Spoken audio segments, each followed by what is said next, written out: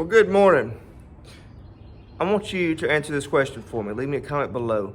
How do you trellis your tomatoes? Your indeterminate and your determinates. What methods do you use? Leave me a comment below.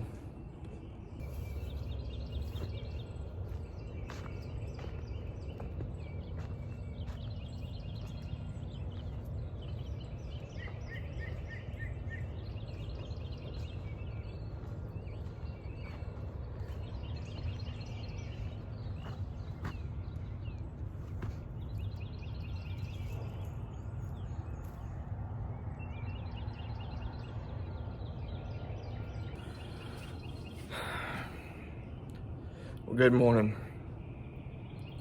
So that loop, I had a disaster. So if you saw in my tomato time video earlier, I talked about my Florida weave, doing that, and I had got me a box of twine, and I strapped it on yesterday to go do another run of line around my tomatoes for the Florida weave, and my box fell apart. Now, this is what's left. I got a whole bunch of twine over here that is all knotted up, matted up, twisted up, tangled up, knotted up. It's a mess. And it was a disaster out there trying to tie those tomatoes again. I wasn't recording it because I wasn't planning on doing a video on tomato tying, but I also said I would share on what not to do. And so that's what I'm gonna do right now. So, we actually had this around my office for something. I don't know why we bought tomato twine. We used it to mark off something somewhere. And it's just been sitting there for years. And so I brought it home to tie my tomatoes. And I made the mistake. I set it in the back of the truck. And the back end of the truck. And we got a little thunder shower that afternoon while it was in the back of my truck. So it got wet. When cardboard gets wet, it starts to break down. And that's what happened. So now I've got to go buy another box of twine because this stuff, I did the Florida weave on those tomatoes out there, and it was a mess. The line's loose, it's knotted up everywhere. It's a disaster. It really is. That would not have been a good video for how to do the Florida weave.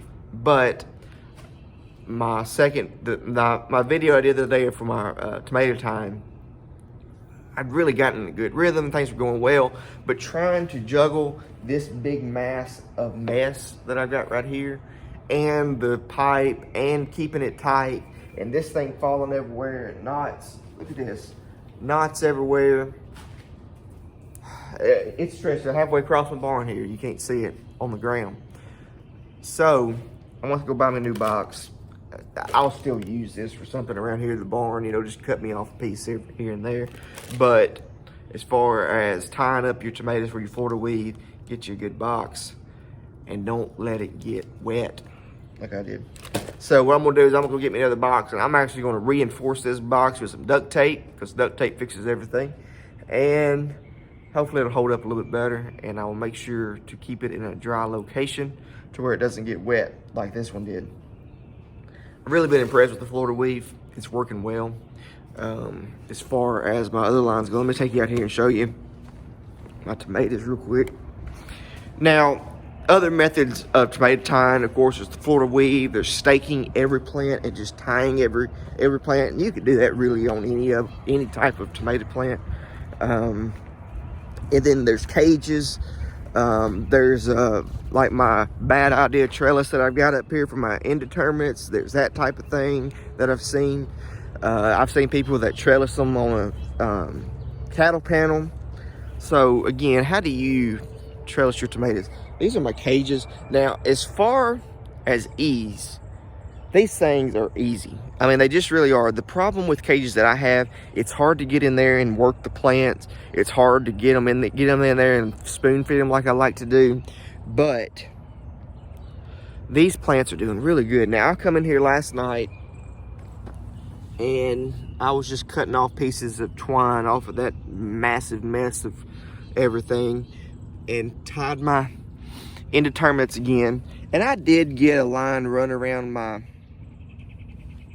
determinants with the Florida weed, but it's a mess. It really is. I'm gonna have to redo it once I get another box of twine. Should be able to find something at my local farm store, but take care of your twine. That's the lesson for today. Because like I said, look at this. Look at that knot. There's another knot right over there. Things are not tight like they should be. I think I even missed a few of the weaves because I was struggling. I really was. I was struggling with it, and things were just not going well. Look at that. Tomato down in the cage. I gotta do a little weeding. Don't judge me on that. But these cage tomatoes, especially down here on this end of the garden, are really doing well. Those up there are not. I'm not sure. It's probably soil condition because that's a little bit harder soil up there. But when you're, again, you got to support your tomatoes, and I'd love to hear from you about how you like to trellis your tomatoes. I appreciate you watching this one. Looking down through at my tomatoes a little bit. Sorry if I put my head in the camera. I noticed that I do that a lot.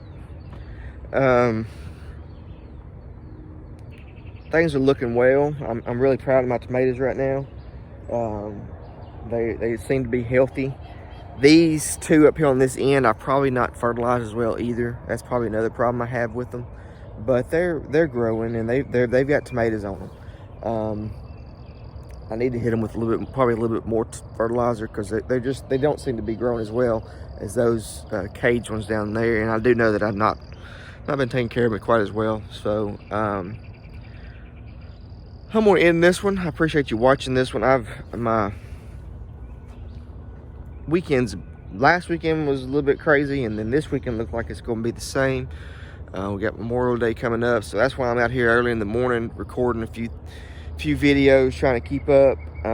But I will be back out here in the garden soon on a weekend where I can record a little bit better. In the evenings I come in and I get maybe one little chore done out here, then I go back up with the family, and I try to spend time with them too, and not spend all my time out here.